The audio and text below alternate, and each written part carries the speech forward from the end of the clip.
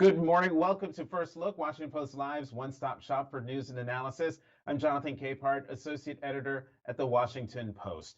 Ohio Republican Congressman Mike Turner, chair of the House Intelligence Committee, sent Washington a buzz by posting an unusual and cryptic public statement about a, quote, serious national security threat. What was that all about? Let's ask Shane Harris, intelligence and national security reporter for the Washington Post. Shane, welcome back to First Look. Hi, Jonathan. Good morning. So before we talk about Chairman Turner, the huge news out of Russia this morning about the death of Alexei Navalny.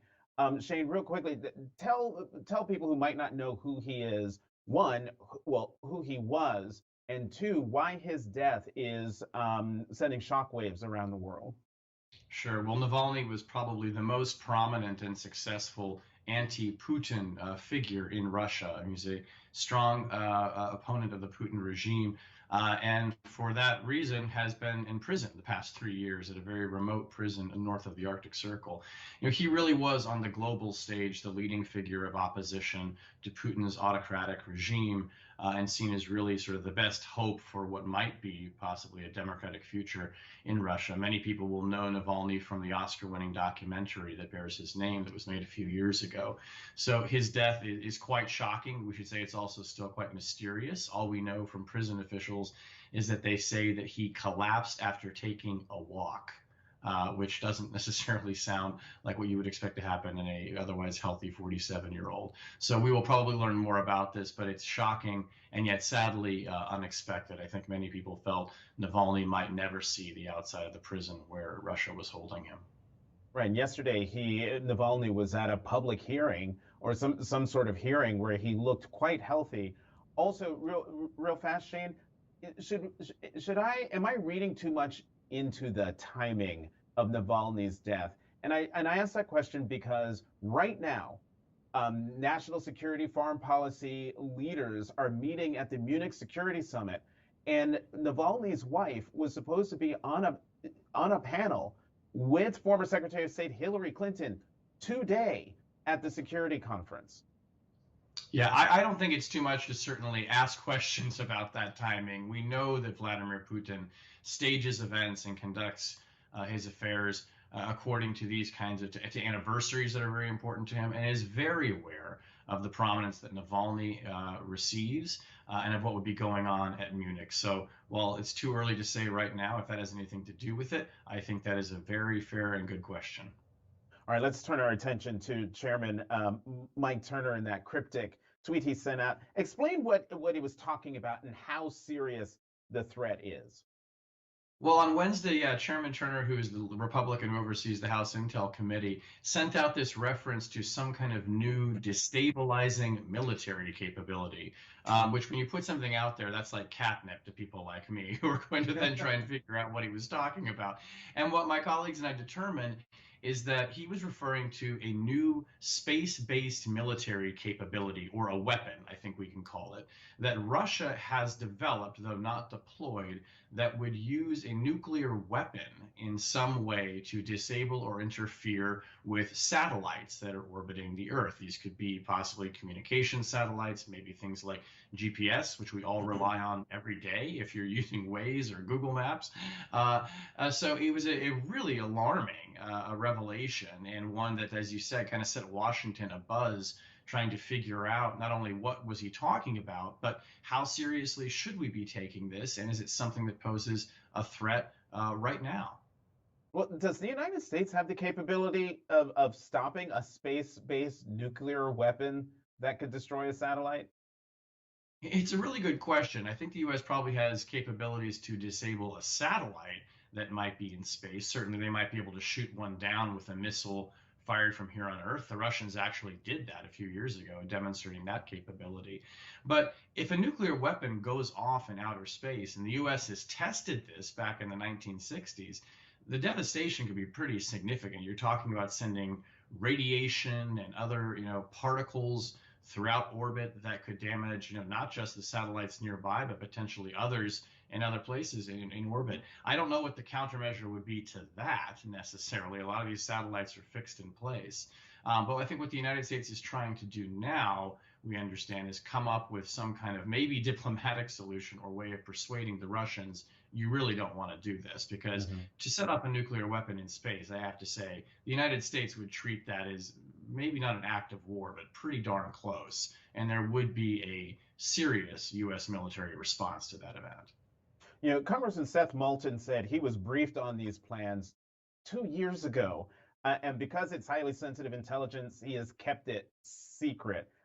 He's suggesting that Turner leaked information. Did he?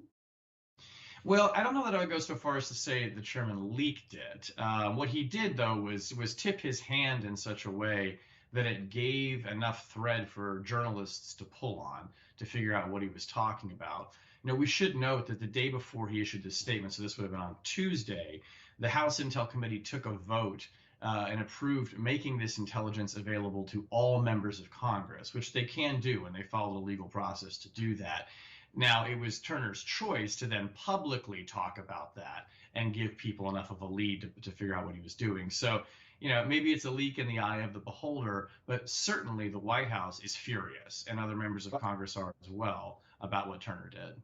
Well, on that point, yes, the White House is furious. Let's listen to what National Security Advisor Jake Sullivan had to say about this.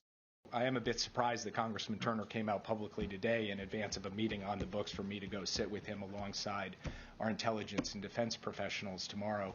That's his choice to do that. All I can tell you is that I'm focused on going to see him, sit with him, as well as the other House members of the Gang of Eight tomorrow.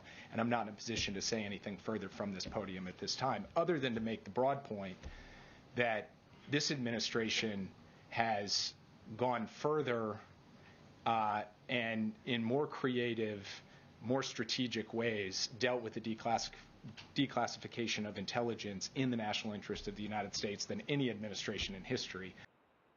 So, Shane, I was trying to see up in the corner what the date of when Jake spoke. I don't know if that was yesterday or the day before, but has the National Security Advisor had a chance to meet with the Intelligence Committee chair? And any idea why the chairman decided to make this all public? Yeah, Jake Sullivan has gone up to the Hill and has been briefing some members and some more senior members. Why Turner decided to make this public now is an interesting question. We've talked to some sources who said that this is part of a debate that has been roiling to Congress over surveillance law and intelligence collection authorities. There's a very controversial law and a provision called Section 702 that listeners may know about that is up for a debate right now. Some Republicans oppose this. Turner actually supports it. And some have speculated that he wanted to expose this Russian system and say, look, it's because of this powerful law, Section 702, that the U.S. knows what the Russians are doing. So you can see the value of this tool. To my fellow members, renew the legislation. That may be one reason. The White House is also saying, though, that they were planning to, at some point, and I gather maybe even in the near future, declassify some of this information after they had a chance to make it ready for public consumption, to sanitize it, to maybe take out some details. They're saying that Turner basically got ahead of them on that and jumped the gun. And you can hear Jake Sullivan saying, I don't know why he would do this when I was planning to go up there and brief him personally in the coming days. That gives you a sense of the tension. Chairman Turner, for his part, has actually come out, he came out yesterday and said he does believe that the administration is going to declassify more. I think he sounded maybe even a little bit chastened because the backlash to what he did, including from members on the committee, was pretty significant. Shane, I'm going to hold you a little bit longer just to ask you a mushed up question about the Munich Security Conference, because the news about this potential space-based nuclear weapon from Russia comes as, Congress is in this bitter standoff about whether to give more money to Ukraine in its fight against Russia, and Donald Trump encouraging Russia to, quote, do whatever the hell they want to any NATO country that doesn't spend enough money on its own defense.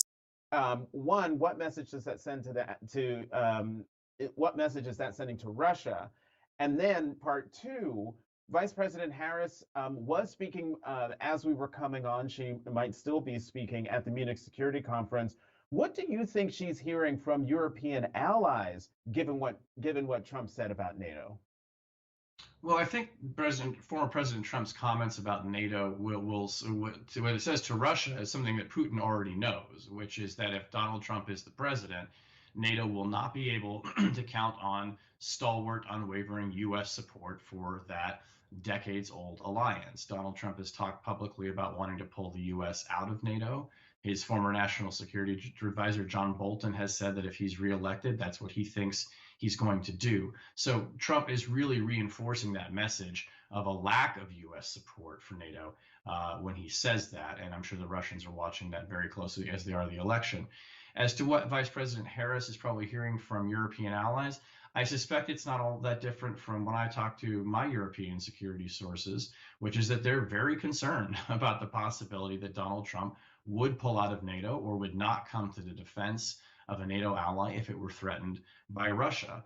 They kind of have, they've been to the rodeo once before already with this and had real misgivings about the way that Donald Trump seemed to condition U.S. support and membership in NATO on whether or not countries were paying their dues, which, to be clear, everyone thinks countries should pay their dues. But Trump has always made this transactional. And I think that those anxieties are bubbling up again now as European countries are looking at the prospect of a second Trump administration. I remember Vice President Harris's first trip, her first speech to the Munich Security Conference, and she did a Q&A with the outgoing president. Maybe you were even there, Shane. And his first question to her was, President Biden said America's back. But, Madam Vice President, the question is, for how long? 4 years later, the question is still relevant. Shane Harris, intelligence and national security reporter for the Washington Post, thank you very much for coming back to First Look. Have a good weekend. You too, Jonathan. Thanks a lot. Time for the Opinions Roundtable, so let's go to the opinion side of the Washington Post, where we will find Washington Post associate editor and columnist Ruth Marcus and Washington Post columnist Ramesh Ponnuru. Ruth, Ramesh, welcome back to First Look. Morning. Thanks for having us. So lots to talk about. But first, let me get each of you your thoughts or reactions to the news out of Russia about the death of Alexei Navalny. Ruth. It's tragic. Thank you to Alexei Navalny and his entire family for everything they've done to call attention to Putin's behavior and the danger he poses. And I hope if there's one good thing that comes out of this tragedy, it's to really reinforce the importance of standing up to Putin, and in particular, to reinforce the importance of giving funding to Ukraine. It would be a disservice to Navalny's memory not to approve this aid. Ramesh? The thing that Putin holds against people like Navalny is they challenge the equation that is so crucial to his regime, which is that he speaks for Russia, he stands for Russia, he is sort of in some way identical to Russia, and if you're against him, you're anti-Russian. And Navalny was one of the brave people who was willing to challenge that, and we should all remember that there are a lot of Russians who are better than Putin and who stand for more decency and honesty and democracy. The other thing that is happening as we speak right now, the hearing in Georgia related to Fulton County DA Fani Willis and the challenge to her being the prosecutor in the election interference trial there in Georgia. Yesterday, she shocked not only her lawyers, but the country by walking into the courtroom, willing to, I don't know the term of art, you're the lawyer, Ruth. She decided to answer the subpoena and said, I'm ready to go. I would love to get both of your insights into what we saw yesterday and where we think things are, especially with the second part of the hearings about to get underway in Georgia right now. Ruth, you're the lawyer. I don't know if you're a lawyer, Ramesh, but I know Ruth is, so Ruth goes first. Sorry, Ramesh does really, really well for somebody who's not a lawyer. Let me just say that. I thought bottom line from yesterday is there is not enough evidence that the lawyers brought out to support the disqualification of Fani Willis. There's not adequate proof that she and Nathan Wade lied to the court about when their relationship started, and there's not adequate proof because it was apparently all cash transactions that she benefited financially from the money that he drew from his service as special counsel. That said, I thought it was kind of I'm trying out some lines I'm going to use in a column. I thought it was My Cousin Vinny meets Real Housewives of Atlanta. It was must see TV. Thank you. I'm glad you like it. Really bad lawyering, and honestly, really inappropriate behavior by a prosecutor. I'm sure lots of people watched Fani Willis and thought, "You go, girl." I watched it and I cringed. This is not the kind of information and behavior and observations that we want to hear from our prosecutors. I thought she, in one sense, stood up to Donald Trump and his allies, but she really, while she'll survive this episode in terms of disqualification, I thought she really tarnished herself.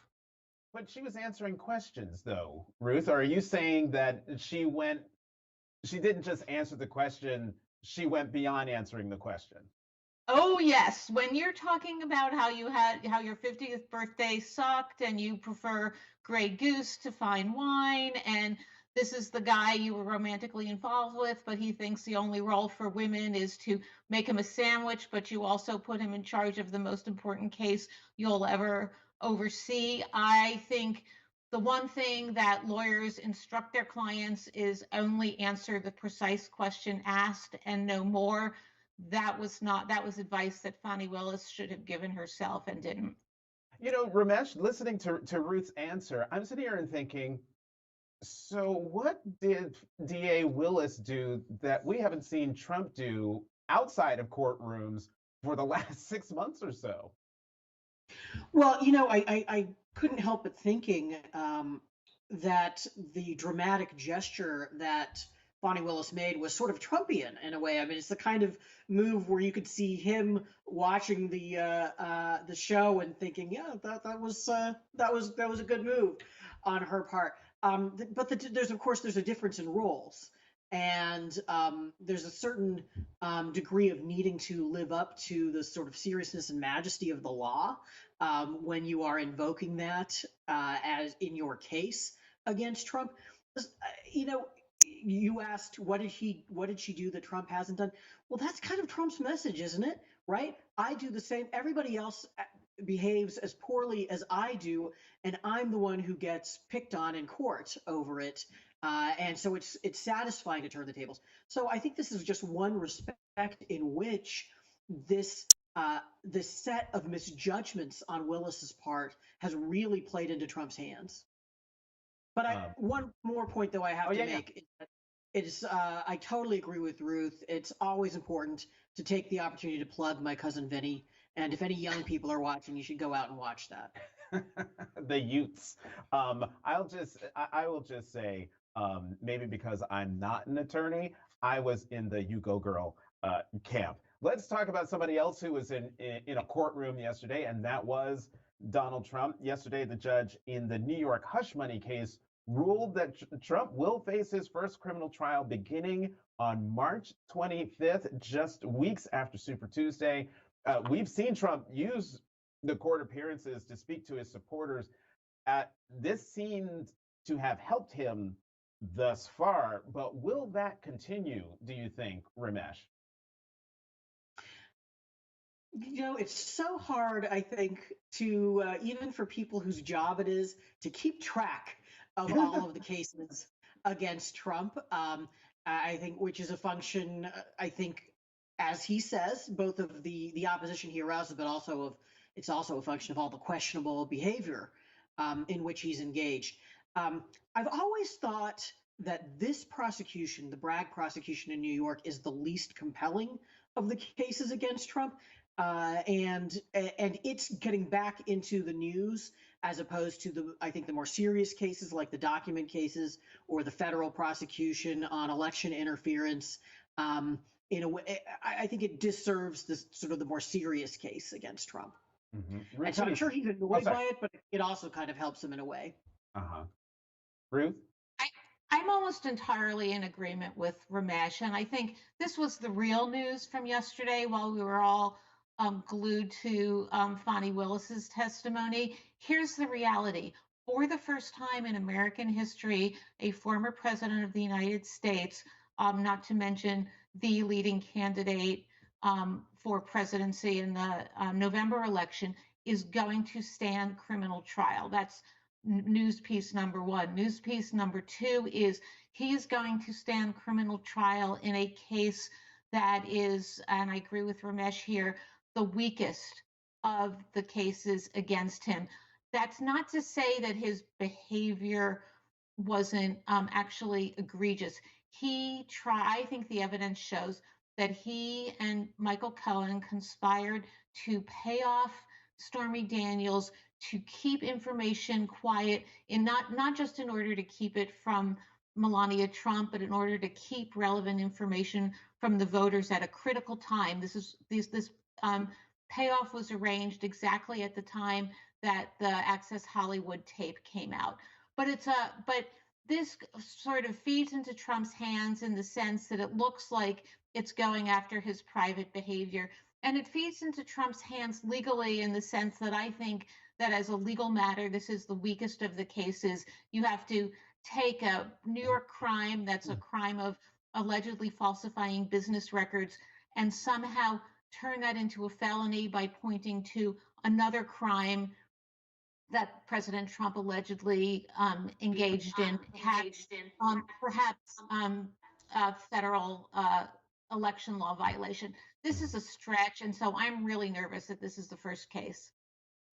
Ruth, let me get you on one more thing, because we know Trump's campaign is impacted by the court cases, but how will his court cases be impacted the further he goes in wrapping up the Republican presidential nomination? Well, we are entering unknown and dangerous territory in terms of the electoral calendar. We'll know a little bit more perhaps today, perhaps next week, about how the election interference case against him is going to proceed or not when we hear from the Supreme Court about how they're going to deal with the immunity challenge there. But what we're setting up is this astonishing collision of his seizing the nomination, the Republican convention, the fall campaign, and Trump being stuck in court because he actually has to be there standing trial as a criminal defendant. And we really don't have any understanding about how this is going to play out. And the courts really don't have any good pre-existing template for how to balance these two imperatives, the imperatives of the legal system and the imperatives of the electoral calendar. Speaking of calendar, NBC News has a story that there folks would like Donald Trump to deliver the Republican response to the State of the Union address, to President Biden's State of the Union address. Ramesh, is that a good idea for Republicans? Well, I think it is a terrible but very on brand idea. Trump is moving to install his daughter-in-law, Lara Trump, as co-chair of the Republican National Committee. And she has said that every last dollar of the RNC should be spent on the presidential election, which, what about the House? What about the Senate? What about governors? And you've got to think this is just another step in the Republican Party becoming just a Trump property. Yeah. Ruth? Totally agree. The Republican Party is a wholly owned and operated subsidiary of Trump Inc. And every last dollar of the Republican National Committee's money is going to go, I think, to paying Trump's lawyers. But can we talk about politically? So with the national, with the so politically, I guess might as well, right? I mean, all we're going to be talking about all year is Biden, Trump. Who knows if they're going to ever debate each other? So maybe you might as well have them clashing in this, first big event of 2024. It could not be more obvious, right? I think to everybody who follows politics that Biden loses this election if it's a referendum on Biden, but Biden might well win if it is a choice between Trump and Biden, or if it is defined as a referendum on Trump. But Trump is very likely to play into the Biden strategy by making it about himself. And if he were to deliver the response to the State of the Union address, it would be an example of this. Making himself the story actually doesn't serve his own interest, but that doesn't mean he won't do it. Right. That's when I saw this story, I was like, yeah, it's totally on brand, but oh my God, do they not see what they're doing? Should that even be considered an in-kind contribution to the Biden-Harris 2024 campaign? I want to say you guys have convinced me. You're right. Bad idea. Well, I mean, it depends on where you sit. Bad idea if you are a Republican running for office at any level on the ballot. And here's this guy who's sucking up all the oxygen, reminding people why they voted him out of office 4 years ago. But on the other hand, if you're a Democrat or the Biden campaign, you're like, come on, bring it, remind everybody. Also, do you think he would actually adhere to, how long do those responses go usually? Maybe like 15 minutes, 20 minutes. We could be in for a marathon. Yeah, he is capable of occasionally playing against type. So when he won the Iowa caucuses, he gave what was for him a gracious and statesmanlike address, and of course he couldn't maintain that tone for the next month. But he could.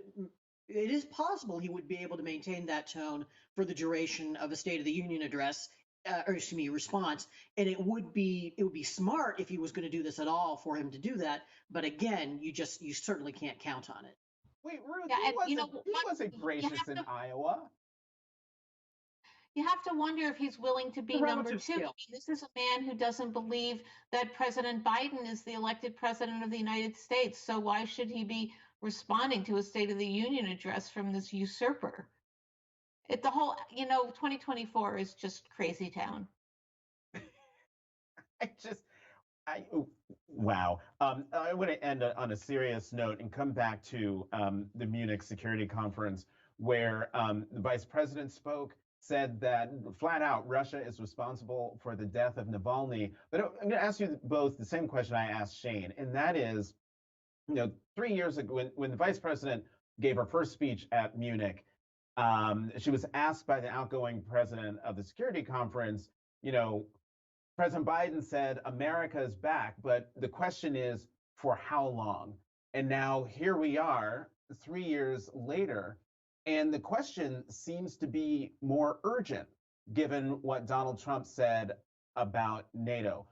Ruth and Ramesh, are the Europeans justified in being worried about the potential of a second Donald Trump presidency? 100% hair on fire level worry.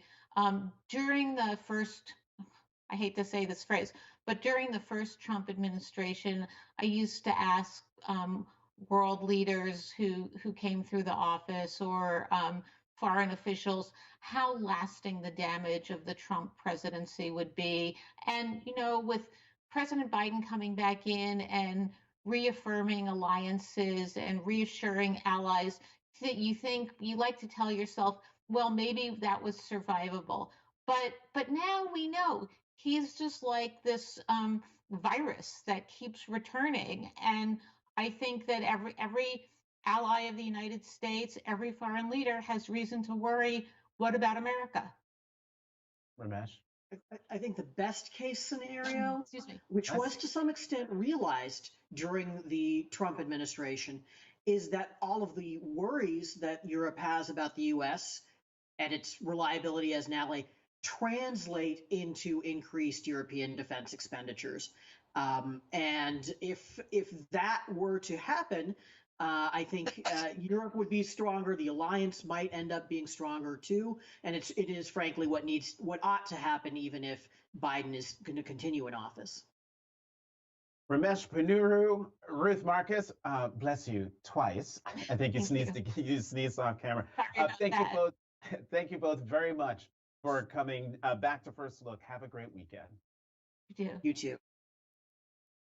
For more of these important conversations, sign up for a Washington Post subscription. Get a free trial by visiting wapo.st/live. Again, wapo.st/live. Also, today marks 324 days that Wall Street Journal Evan Gershkovich has been wrongly imprisoned in Russia. His crime? Journalism. Free Evan. Once again, I'm Jonathan Capehart. Thank you for watching First Look on Washington Post Live.